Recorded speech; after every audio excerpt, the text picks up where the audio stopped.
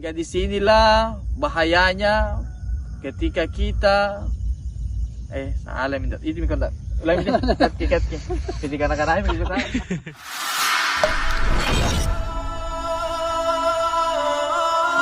Bismillahirrahmanirrahim. Assalamualaikum warahmatullahi wabarakatuh. Alhamdulillahirabbil alamin alladzi bi ni'matihi tatimus shalihat.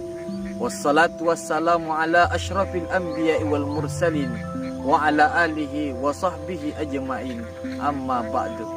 Para pemirsa dimanapun Anda berada, pertama kita bersyukur kepada Allah dengan mengucapkan kalimat Alhamdulillahirabbil alamin.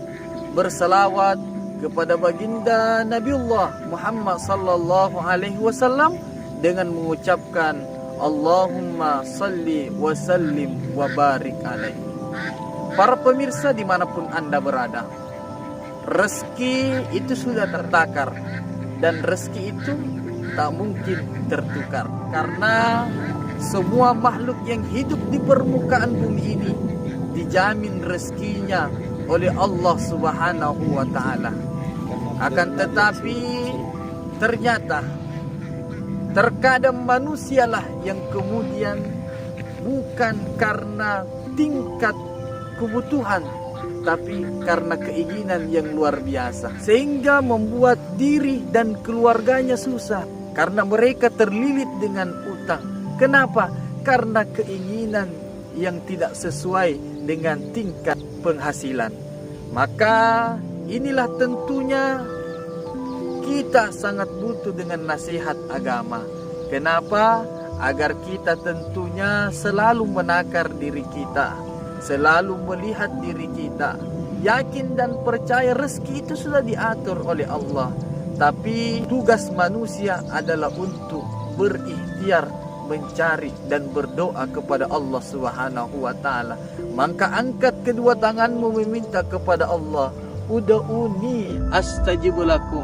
Mintalah kepadaku, berdoalah kepadaku, maka pasti aku akan mengijabah doamu. Tapi bagaimana Allah ingin mengijabah doa kita? Kita sendirian tidak pernah meminta kepada Allah Subhanahu wa taala. Bahkan terkadang tidak pernah minta kepada Allah, tapi iri dengan hamba yang lain yang bagus rezekinya, yang mungkin bagus ibadahnya kepada Allah, sehingga timbullah yang namanya sifat iri hati, dengki, tidak senang melihat tetangganya itu bahagia. Para pemirsa dimanapun Anda berada, maka inilah bahayanya ketika ada sifat iri hati, sifat dengki di dalam hati kita, bisa merusak segala-galanya. Kenapa? Karena kita sendiri yang membuat seperti itu. Tetangga yang bahagia, kita yang susah. Tetangga yang beli mobil, kita yang naik ambulans. Kenapa? Karena melihat tetangga bahagia, hati ini resah. Maka perlunya kita menjaga hati kita, perlunya kita menjaga perasaan kita. Kita harus senantiasa berprasangka baik kepada Allah Subhanahu wa taala. Harusnya ketika kita melihat tetangga kita bahagia, ketika kita melihat tetangga kita memiliki kendaraan yang baru, harusnya kita mengangkat kedua tangan kita juga berdoa kepada Allah. Kita meminta kepada Allah, ya Allah, berikan aku rezeki seperti dengan rezekinya tetanggaku. Jangan minta kepada Allah agar tetanggamu cepat mati, karena itu doa yang tentunya bisa kembali kepada diri kita sendiri. Mendoakan orang lain untuk kejelekan, maka ada malaikat di atas kepala kita yang mendoakan sama dengan doa yang kita ucapkan itu. Maka jangan kita kacini-cinikan, jangan kita menakar rezeki kita dengan rezeki tetangga kita. Karena kalau itu yang kita lakukan, maka pasti akan timbul sakit hati yang bisa membuat diri ini tersakiti. Kenapa? Karena kita sendiri yang membuat diri kita terzolimi.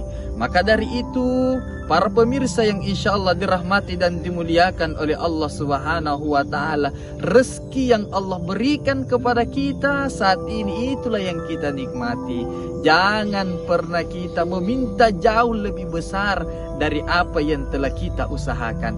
Karena rezeki itu berbanding lurus dengan apa yang kita minta dan apa yang telah kita lakukan, kita kerja keraskan. Yakin dan percaya, insya Allah Allah akan memberkahi kita. Sekian, Assalamualaikum warahmatullahi wabarakatuh.